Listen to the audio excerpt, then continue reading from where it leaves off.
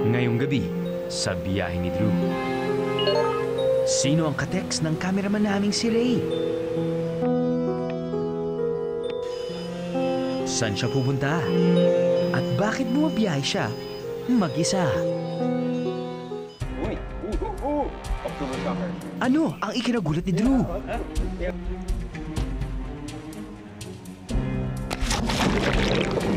Saan siya napunta matapos tumalon sa bangin? Mahanap kaya siya ng mga bangkerong ito? Alamin ang kasagutan sa lahat ng tanong na yan sa episode ng pinamagatang Biyahe ni Drew. Mga kasagutan sa Karamuan. Ano? Sama ka sa biyahe ko?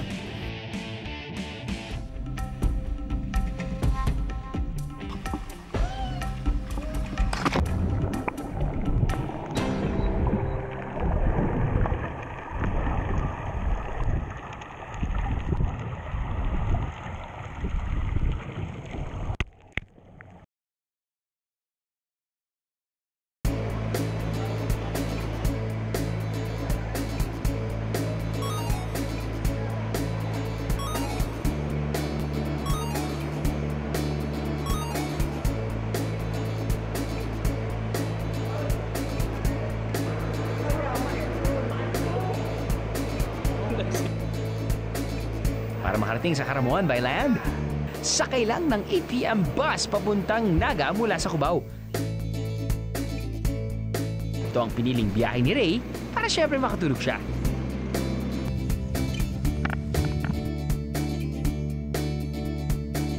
May isang stopover ang bus na to sa bandang Quezon kung saan maaring kumain o mag-bathroom break. Pero si Ray, hindi bumaba ng bus. Tulog kasi. Matapos ang halos 8 oras, mararating nyo na rin ang Naga.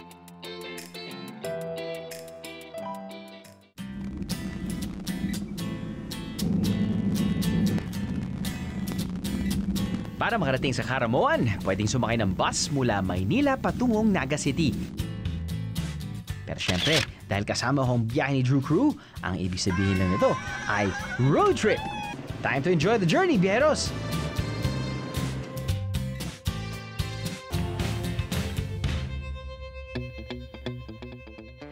Mga bihero, kailangan okay sa alright ang kondisyon ng ating kotse. Tires, check. Langis, check. Tubig, check. Siyempre, gasolina, check. In check. In check? Gets mo in check? Kaya naman nag-stop over muna kami sa isang Caltex gasoline station. And just our luck, at meron silang Caltex Have a Slice Day promo ngayon. Dahil nagpagas kami ng halagang 1,000 pesos, nabigyan kami ng isang pizza stub. Iba talaga pag Caltex, mas enjoy mo ang road trip mo. Kapag nakakolekta ng 3 pizza stubs, have these exchanged at any participating Caltex station for your Greenwich pizza coupon. Katumbas ng pizza coupon na to, ang isang solo-size Ultimate Overload pizza for free. At hindi lang yan, may chance ka pang makakuha ng free road trip from Caltex. Mga biyeros, you love my job, right? Well, pwede na kayong sumama sa biyahe ko. Paano? Just log on to www.caltexsliceday.com. Share your fun travel photo of you and your barkada. Tell us why na kayo sasama sa amin. And include your contact details, of course, your name, the valid promo code of the pizza coupon that you redeem sa Caltex Station. Biyahe pa more, mga biyeros. Siguradong laging puno ang tangke para iwas hassle sa biyahe.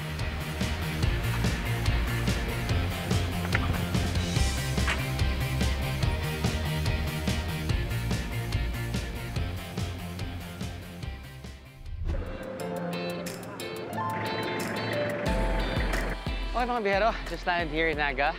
Alam mo naman, pag lilipat tayo ng Naga from Manila, it's just a 45-minute plane ride. But anyway, our final destination is in Karamuan. You've got 3 ways to reach Karamuan.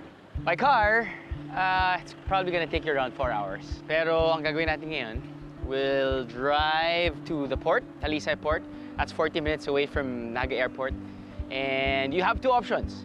You can take the regular boat, it'll take you 2 hours. Or you can take the speedboat, which we will take, and it'll take us 1 hour. Let's go.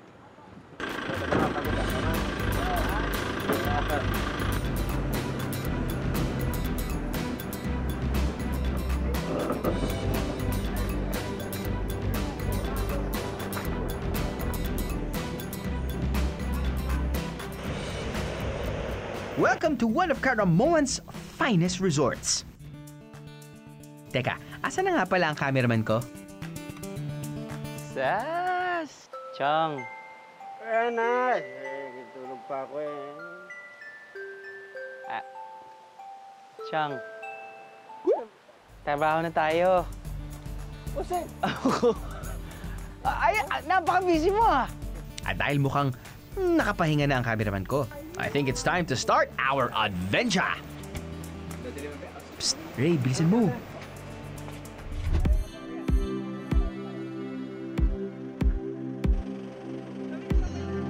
Ilang metro lang ang layo mula sa resort na to, may cave na raw na pwedeng bisitahin.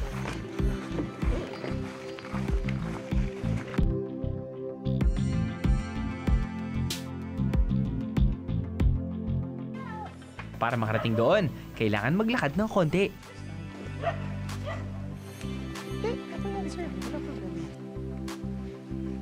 Agad na. Tatawid, hindi lang sa isa.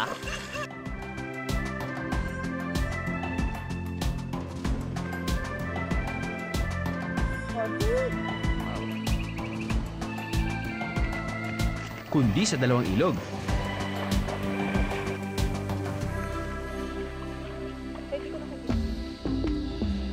Then, lakad pa more, paakyat naman sa gilid ng bundok. Andito raw kasi ang entrance ng Omang Cave.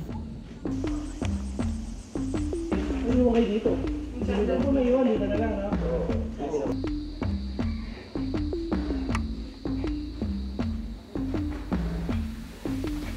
Ito na siguro yung hindi sa pinakamalawak na cave na pinuntahan natin. Malalim, malaking area, pero ang daming opening at malalaking opening. So, okay yung pag-ikot ng hangin. Ang ganda rin ng pagtutok ng araw papunta sa loob ng kuweba.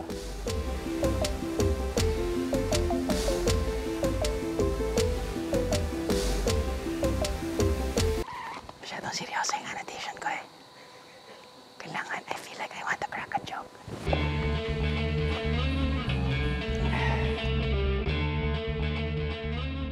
Sino artista na mahilig pumunta sa kuweba? Sino? Ano ba? Si Kevin Bacon.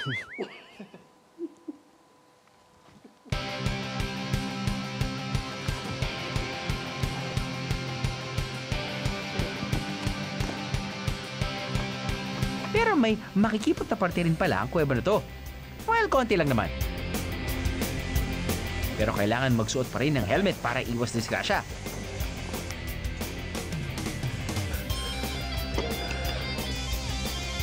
Ang daan na to ay papunta sa bahay ng libo-libong panigi. Well, kung mapapansin nyo, mga biyero, wala pong technical difficulties at walang problema sa inyong pinapanood sa TV. Actually, narinig nyo ay ang sangkatutak na local bat friends dito sa ating cave. At if ever meron din kayong smell-vision, sniff TV, well, manamoy nyo yung naamoy ko. Of course, kung may bats, may guano.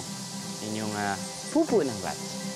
Mabuti na lang at may malaking butas sa parte ng kuwebang ito, kaya medyo mahangin.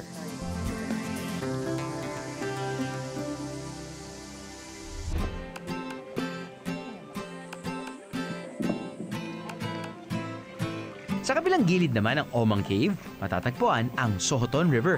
Paglangoy at pangingisda ang karaniwang ginagawa ng mga locals dito. Pero sa mga bisita, kayaking at boating ang mabenta.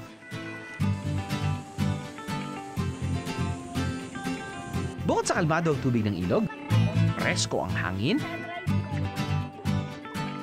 dadaanan din ang sangkatutak na mangrove.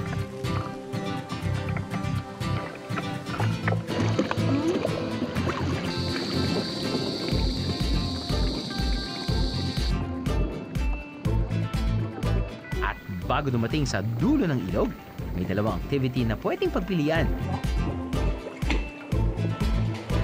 River tubing or kayaking pabalik sa aming resort.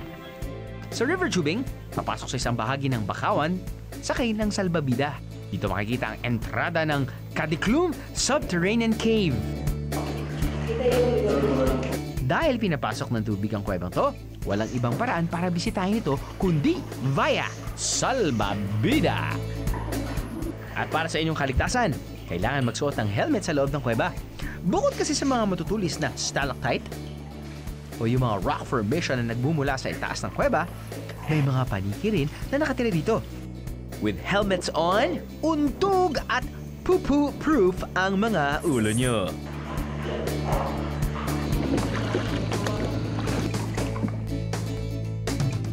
Dahil syempong high tide ang pagbisita namin, nasubukan namin ang shortcut pabalik sa resort. Kalmado ang tubig pero hindi biro ang pagsasagwan dahil medyo masikip ang daan.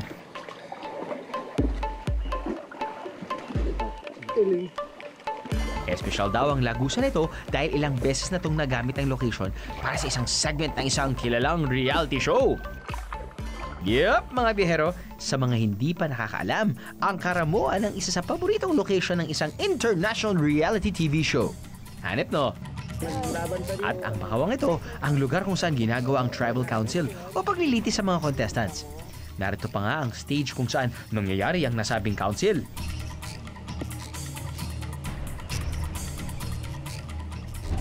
Sa aming pagbabalik, alamin ang tunay na naging kapalaran ko pagtapos tumalon sa bangin. Ano? Sama ka sa biyahe ko? So mga bihero, I've had my fair share of cliff diving experiences during my travels here in Biyahe ni Drew, pero ito ang aking top. Pagtalo namin sa Marcos Island sa Alaminos. Tatalon ka sa loob eh. Parang indoor siya eh. Diba? Tapos nun, pupunta ka sa labas ngayon ng dagat. Pero, one for the books din yan for me dahil maganda at accessible by land. Ang pinaka-kinabahan ako, to the point na gagawin ko ba to o hindi, ay ang cliff dive namin sa Malapascua.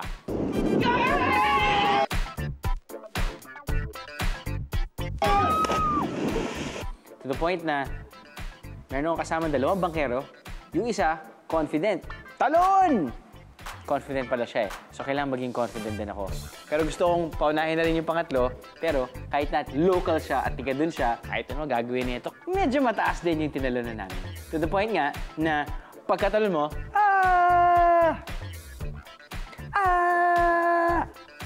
medyo, OA naman yun. Exage naman yun. Pero, nakakatakot pa din. Yung magpupungko natural spring sa Siargao might be the most beautiful. To the point that I had that shot na, you know, it was a selfie shot, pero video nga. Tumalon ako. First time I did that, it was beautiful. Crystal clear water, corals were there, and, you know, hindi surprising na talagang pinupuntahan ng mga foreigners yun. So, yun, picturesque, perfect for selfies. Well, hindi naman talaga siya cliff diving, no? Pero kasama na rin siya sa classification ng diving from a high place towards the sea. Yung na-experience namin sa Western Samar. Naalala niyo ba yun? Yung nag-rock climbing ako, tapos nun, walang harness, di ba? Tapos nun, you're just gonna let go. Or tatalong ka na lang.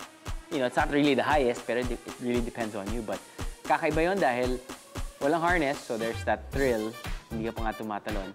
Pangalawa, I don't know, it's first time to do it. And actually, I never heard of such a thing, di ba?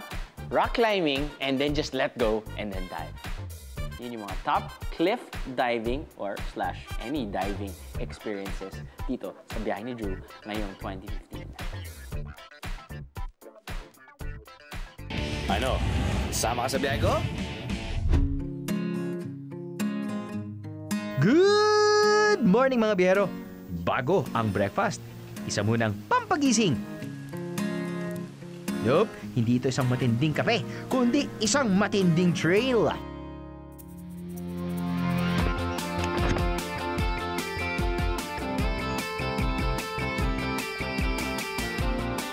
At sigurado akong gising na kayo pagkatapos ito. From the resort, paakyat, it's gonna take you mga 15 to 20 minutes. You are here what they call the Gotas Peak. Dito sila usually nagra-rappel. Pero kahit hindi kayo mag-rappel, just by the mere sight of the beach, view, lalo na this early, hindi masyado mainit, pa-sunrise pa lang. Picture perfect.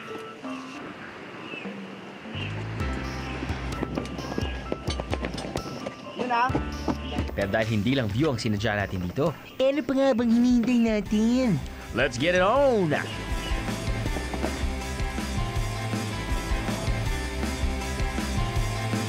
Here we go! 213 feet above the ground and going down!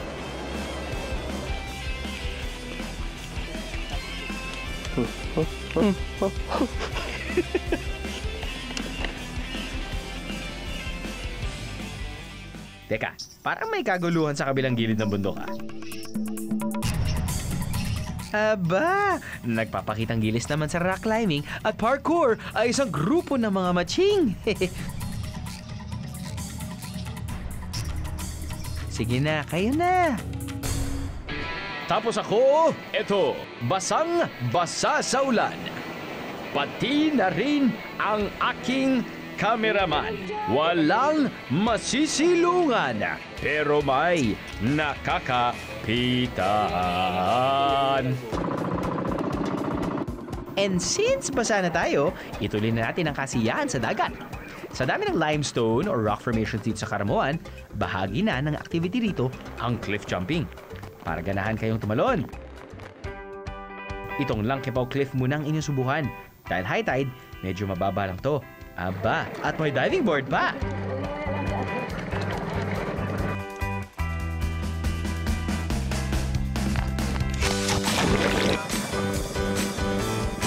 Isa pa nga!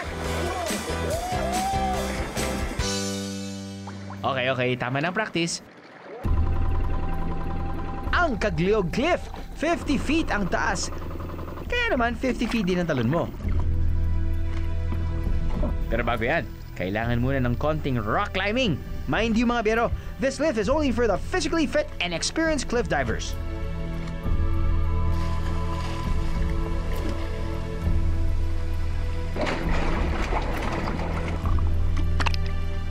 Pero bago ako tumalon, sasampalan muna tayo ni Kuya.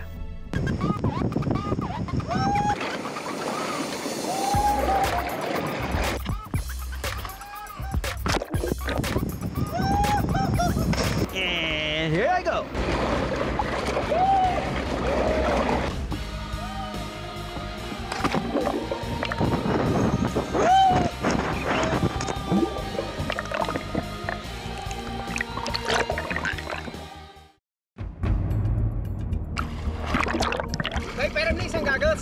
Biyahero tip, para di mawala, siguraduhin nakatali sa inyong kamay ang inyong waterproof camera bago mag-cliff jumping. Diyan, sir, diyan!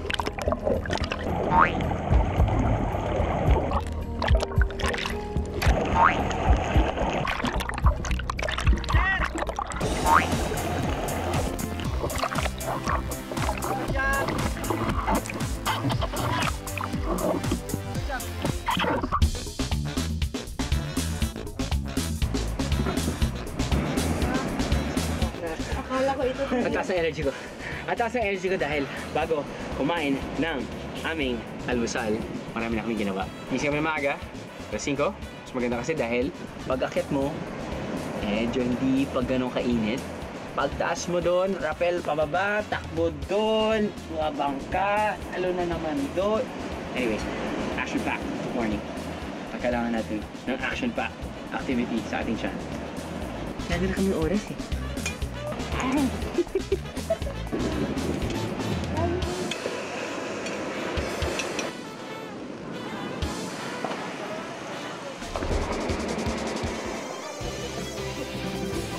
Kung hilig nyo rin mag rock climbing at rappelling pero hindi pa ganun kalakas ang load nyo, pwede nyo munang gamitin ang kanilang beginner's wall.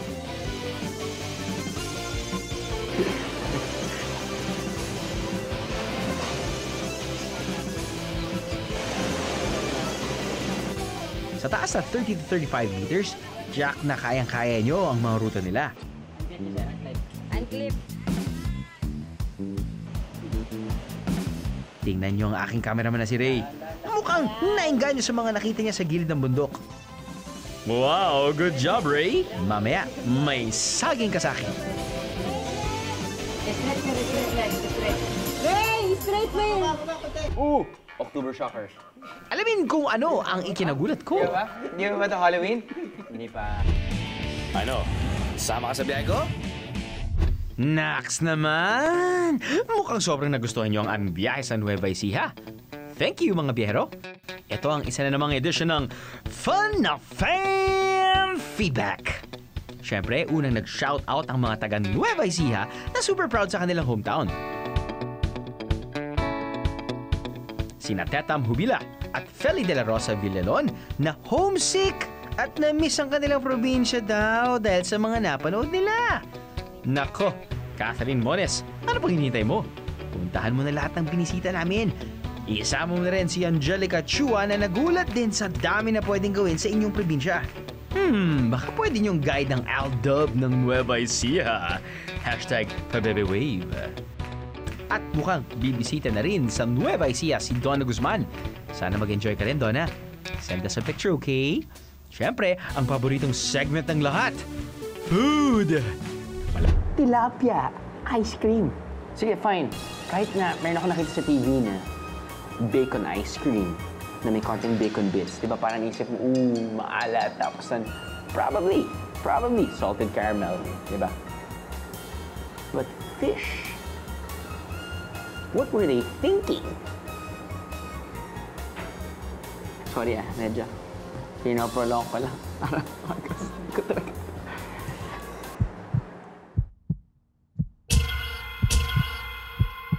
Okay.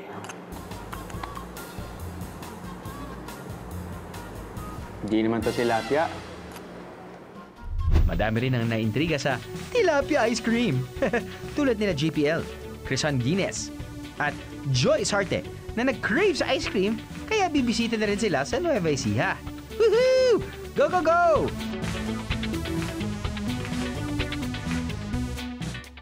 Sorry naman, Kath Angeles, kung natakam kita ng gusto sa pagtikim ko sa mga putay sa Nueva Ecija. Napatululaway ka ba? Ha? As always, we love to hear from you, mga biyero. So just keep on posting. Ano? Sama ka sa biyahe ko? Matatagpuan sa dulo ng Bicol ang isang munisipalidad ng Camarines Sur na kung tawagin ay Caramuan. Bahagi ito ng Caramuan Islands na binubuo ng 10 isla.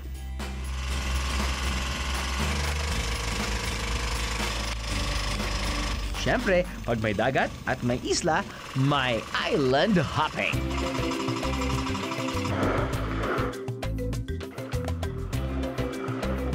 Welcome to Sabitang Laya. Ito raw ang islang may pinakamahabang white sand beach sa Caramuan.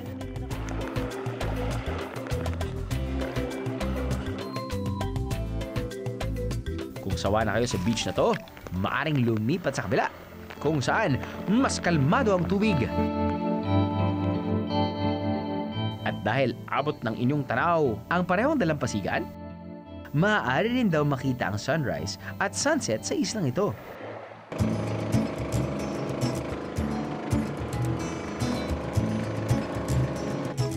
Next up, ang Lahos Island o binansagang Vanishing Island.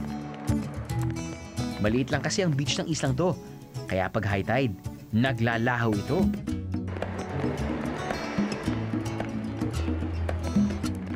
Kapag naglaho ang beach, tanging ang mga rock formation na to ang nagsisilbing palatandaan kung nasaan ang isla.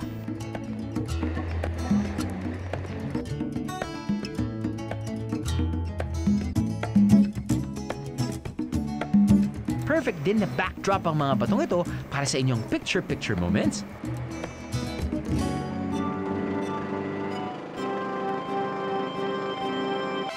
Ang Tayak Island ng isa raw sa pinakasikat na isla dito sa Caramuan. Kitang-kita naman sa dami ng taong naabutan namin sa isla kahit umuulan.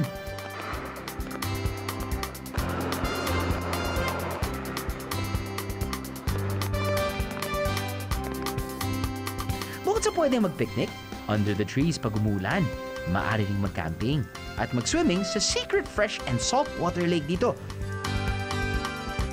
White Sand Beach din ang sasalubong sa iyo rito sa Matukad Island. Paborito rin daw ng mga rock climbers ang limestone cliff sa beach na to.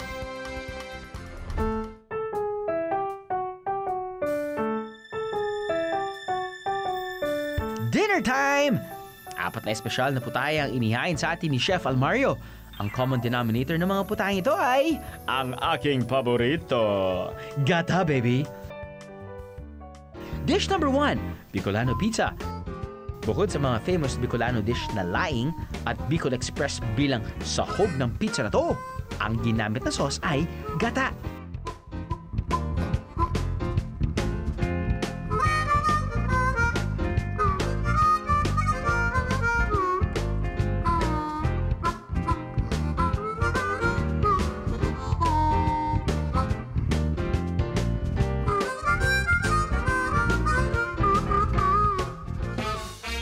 Dish number 2, pako salad.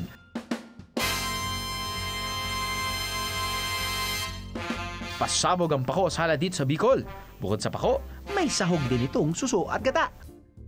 At imbis na kinilaw, ginisa at niluto sa gata ang pako salad na to.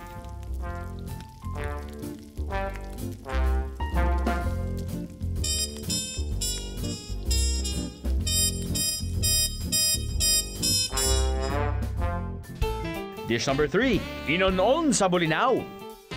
Inonon meaning pinaksiw. Pero hindi dilis ang gamit nila, kundi ang mga isdang kung tawagin ay Bolinao. Na medyo mas malaki ng konti sa dilis, pero tulad ng dilis, madalas din pala itong idaing. Ngayon, paksiw muna ang luto sa kanya at mas magiging malasa daw ang inonon kung sa palayok ito iluluto.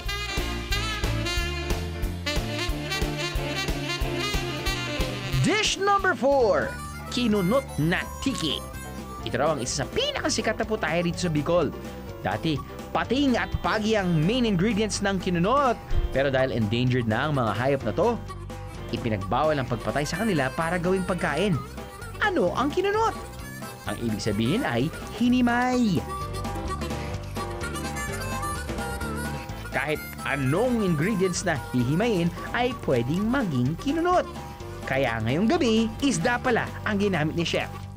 Pero alam niyo na, nasa Bicol tayo. Kapag nasa Bicol tayo, alam mo, parati ko na lang ginigit, parati ko na lang ine-emphasize na kapag nasa Bicol tayo, talagang mag-e-enjoy tayo sa ating kakainin. Bakit ka mo? Kunin mo na, gata. Kung may gata, tapos na. Pero ngayon, nandito tayo ngayon sa Caramoan. Apparently, meron pa rin tayo mga ibang dishes na hindi natitikman. Ito, natikman na natin to, laing pizza. Of course, laing, Bicolano dish. Nagkaroon na ng fusion sa ibang cuisine. Italian dish. Ito ang ever so favorite namin. Ito ay kinunot. Pero ang ginamit dito ngayon ay isda. Specifically, tiki.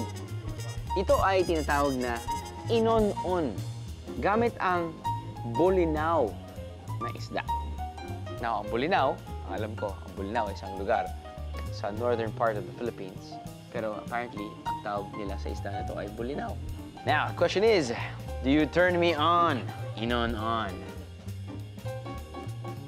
Pinaksiw. Kulang na lang magdadissect ka ng frog, eh, no? Dokta? Scalpel. Dokta?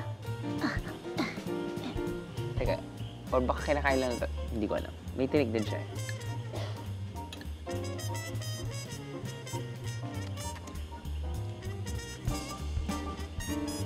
Isda siya. Oh, ayun. Usually, kapag ginagamit mo yung sense of taste mo, at meron ka natikman ng asim, nasa dulo na yun. Alam niyo yun, di ba? Pag gano'n mo, after a couple of seconds, doon sa dulo ng dila mo, bigla. Yun yung pinaksiw. Usually, pampagana yan, eh. Uy! October shocker. Ha?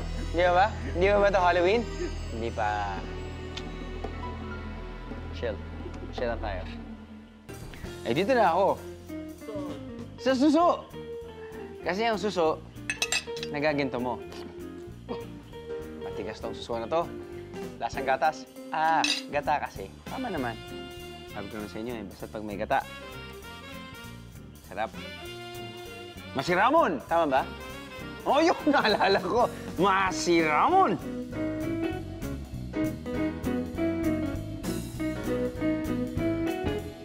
Siguradong masaramon din ang tulog ko nito mamaya. Happy tummy, happy biyahero.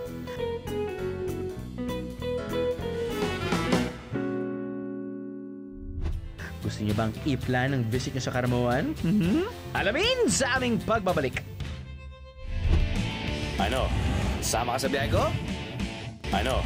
Sama ka sa biyahe ko?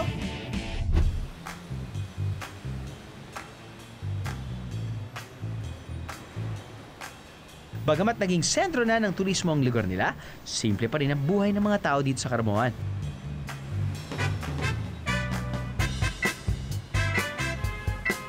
Mga motorsiklo at tricycle pa rin ang pangunahing transportasyon ng mga tao. At dahil na rin siguro sa mga turista, medyo marami na rin ang mga tindahan at mga kainan dito. Bicolano ang pangunahing salita na ginagamit ng mga taga-Karamuan. Kaya, let's take a crash course on some Bicolano words or phrases, shall we? Anong pangalan mo? Saan ka naka-star? Hain ang simbahan, hain ang saod, hain ang CR, hain ang bus station, mabakal ng tinapay, mangguran o, magayon, masiram. Kung papunta po kamo ng Karamuan, maano po kamo, punta po kamo ng bus station sa Cubao, mababa po kamo ng Naga, duman po kamo mahanap man ng biyahe ng pong Karamuan. Pwede man po diretso ng Manila to Karamuan na po. Kung sa ano po ang ruta po nindo kung sa dagat, bali ang sakayan po nindo papuntang Sabang, Sabang Port. Pag abot po sa Sabang, masakay ka mo ng bangka po ito papuntang Gihalo Port. 2 oras po ang biyahe niya. Tapos pag abot po sa Gihalo Port, pasentro na po, pwede pong habal-habal, tricycle or van, bus, jeep, ganun po. Sa Baguio, ito hindi.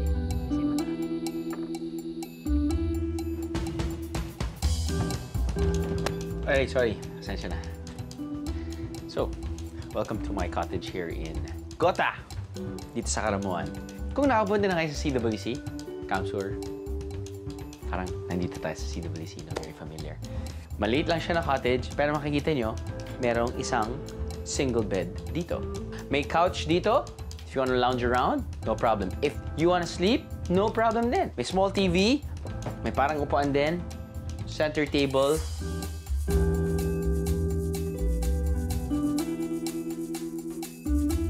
cabinet. Actually, it's just a 1-bedroom cottage. One thing good about itong mga cottages na to, na na-experience ko na sa CWC, I really sleep well.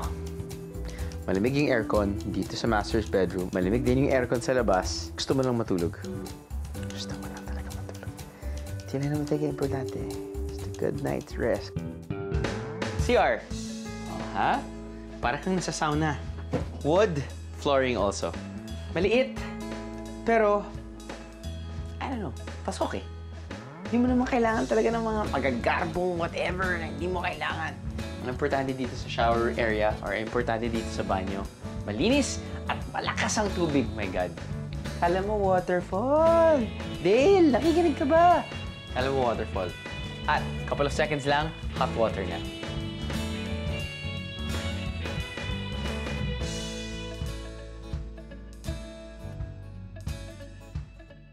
Na kung mapapansin niyo, paglabas niyo, you've got like really identical cottages. All over.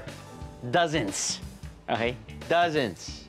Now, alam kong pagod kayo the whole day sa kakalakbay. You know, alam kong pagod kayo sa kaka-enjoy sa activities. And you just want to lounge around. Before sleeping, you want to have a couple of drinks. Take note, huwag masyadong uminom ng marami. Dahil kapag naging tipsy kayo or kapag nalasing kayo, sorry, kung nakalimutan niyo na yung numero dito, mawawala kayo. Hindi niyo alam kung saan kayo papasok. Hindi tugma ang inyong susi doon sa cottage na papasukan niyo. But hey, that's another way of meeting someone. If you know what I mean. Ooh. Yun lang. Bukod sa pare-pareho ang itsura ng mga cottage dito, mapapansin ding halos pabilog ang hugis nila. Reminds you of the tribal council setup, huh? Nice, no?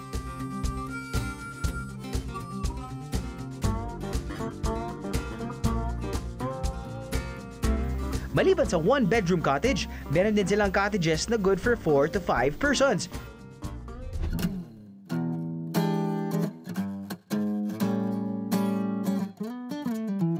Sa mga gusto naman ng mas pribadong resort, ito ang para sa inyo.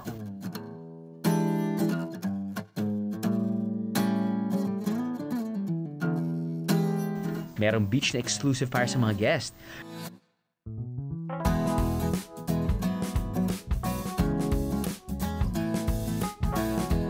Beachfront rooms na may queen-size beds at sariling banyo. When was the last time you experienced something for the first time? Yan ang tanong ng Campster sa mga biyahero na dumadalaw sa kanila. At dito sa Karamoan, ang daming pwedeng ma-experience for the first time. From different land activities that'll test your strength to exciting water activities that'll question your sanity. Sabi ko nga sulitin ang bawat adventure, baby!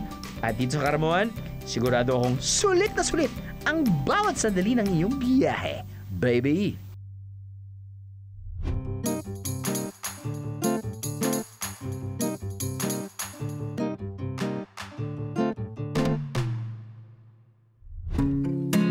I thought we featured every part of Palawan, but Lara ay nakakagulat na lugar sa Palawan.